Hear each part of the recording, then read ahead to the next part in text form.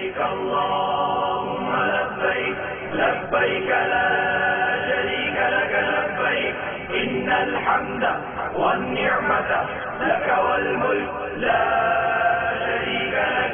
کہاں کا منصب کہاں کی دولت، قسم خدا کی ہے یہ حقیقت، جنہیں بلایا ہے مصطفیٰ نے وہی مدینے کو جا رہے ہیں. لبیک اللہم لبیک لبیک لا شریک لک لبیک ان الحمد والنعمت لک والملک لا شریک لک. جھوم جاؤ حجیو کہ بیت الحرام کا حج کرنے والوں پر ہر روز اللہ عز و جل 120 رحمتیں نازل فرماتا ہے. 60 طواف کرنے والوں کے لیے، 40 نماز پڑھنے والوں کے لیے اور 20 نظر کرنے والوں کے لیے. میں نے مختلف روایتوں میں یہی دیکھا ہے کہ یہاں نظر سے مراد کعبے پر نظر کرنے والوں کے لیے. اس میں حاجی کی تخصیص ہے، حج کرنے والے کی. پاپا بعض اوقات فون آتے ہیں تو اس میں جو بات کرنے والا ہوتا ہے سامنے کی طرف سے تو وہ مختلف سوالات کرتا ہے، یا فون کے علاوہ بھی لوگ مل جاتے ہیں تو حرم میں دنیاوی بات ہو جاتی ہے پاپا. تو آیا کیا اس کی اجازت ہوگی کہ مسجد الحرام میں دنیا کی بات کر سکتے ہیں کیا؟ دیکھو مطلقاً مسجدوں کے لیے دنیا کی باتوں کی ممانعت حدیثوں میں موجود ہے. جیسے کہ حدیث پاک میں ہے کہ مسجد میں دنیا کی باتیں نیکیوں کو اس طرح کھا جاتی ہیں جس طرح آگ لکڑی کو. یہ ابھی سے نیت کر لیں کہ مسجدین کریمین، مسجد الحرام میں بھی مسجد نبوی شریف میں بھی موبائل فون آف رکھیں گے. یہ نہیں، یہ طواف کرتے ہوئے بھی مجھے پتا چلا ہے کہ وہ موبائل فون کی ٹونز بجتی رہتی ہیں اور نعوذ باللہ من ذالک میوزیکل ٹون بجتی ہیں. توبہ استغفر اللہ. میوزیکل ٹون تو یہاں بھی گناہ ہے، جائز نہیں. صرف وہ بھی مکہ مکرمہ میں اور وہ بھی مسجد الحرام میں اور وہ بھی کعبہ شریف کے گرد طواف کرتے ہوئے. توبہ توبہ ولا حول ولا قوت الا باللہ. تو ایک گناہ کا وہاں تو لاکھ گناہ ہے.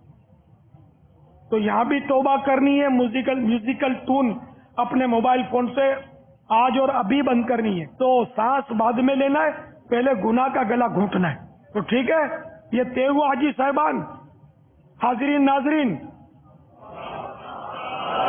جو حج پر جا رہے ہیں وہ ہمیں اپنی نیتیں بھیجیں کہ اپنی نیتیں کر لی ہیں کہ مسجدین کریمین میں ہم ٹیلی فون کی ٹون بند کریں گے، اور ساتھ میں یہ بھی نیت بھیجیں کہ ہم نے توبہ بھی کر لی ہے اور اب آئندہ ہمارے فون میں میوزیکل ٹون نہیں بجے گی. اور جلدی جلدی SMS کریں مدنی چینل پر.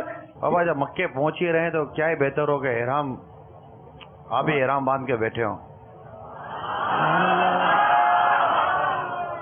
لبیک اللہم لبیک لبیک لا شریک لک لبیک ان الحمد. یہ احرام باندھنا، دیکھنا سفر مدینہ کہ یہ معاملات عمرے کا طریقہ حسرت سے دیکھنا ہے، اپنے اندر تڑپ اور تمنا پیدا کرتے ہوئے دیکھنا ہے. یہ اپنے دیکھیے تہبند باندھنا عموماً جو پہلی بار جاتے ہیں ان کو آزمائش رہتی ہے. پہلے تو آپ کو گھر میں تہبند باندھ کر، یہ خاص کر تہبند یا پورا یہ احرام باندھ کر 4 دیواری کے اندر تھوڑا چلنے پھرنے کی پریکٹس کر لینی ہے. ورنہ کیا ہوگا، آپ ایک دم یعنی کہ وہ اچانک باندھیں گے، پھر چلو بھائی ایئرپورٹ. اب ایئرپورٹ پہ ڈھیلا ہے تو پریشانی، زیادہ ٹائٹ ہے تو پریشانی، کھل گیا تو پریشانی.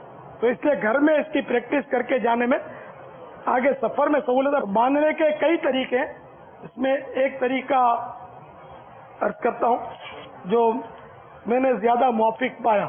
تھوڑا سا سرا اس کا یہ باہر نکلا ہوا رکھیں تو آسانی رہے گی.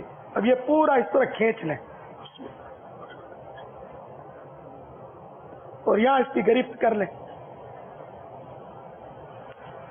اور یہ اوپر کی طرف سے اس کو سیٹ کریں، نیچے کی طرف سے نہیں، پیٹ کی طرف سے. لبیک اللہم لبیک لبیک لا شریک لک لبیک ان الحمد والنعمت لک والملک.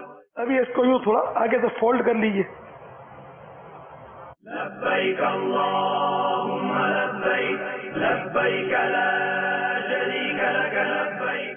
یہ میں نے سرا جو بتایا تھا نا آگے کا، یہ چھوٹا سرا ادھر والا جو پشت کی طرف ہے نا، یہ تھوڑا رکھنا ہے، یہاں تھوڑا بڑا کر دینا ہے. اور یہ لٹھے کا ہو، تولیے کا بہت گٹھا ہو جائے گا.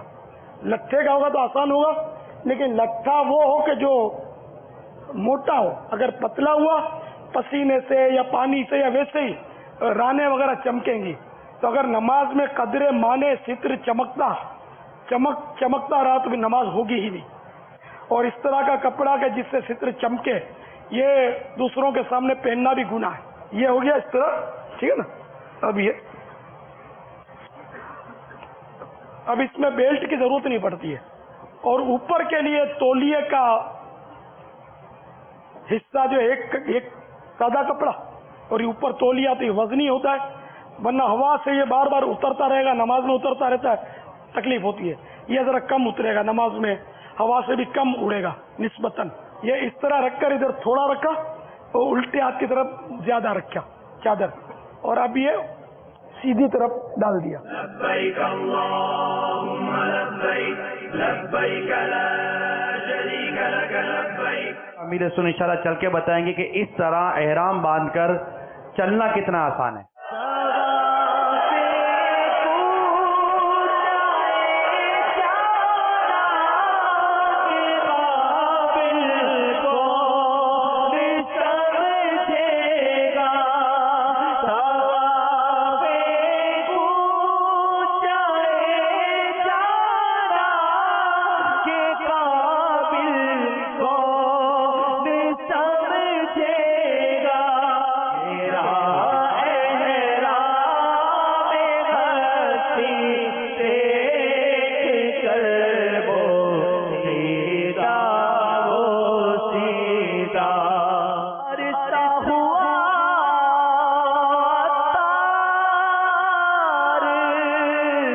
مدینے جانا سکا ہائے سے حالات میں جگڑا یوں خون ارمان کیا کہنا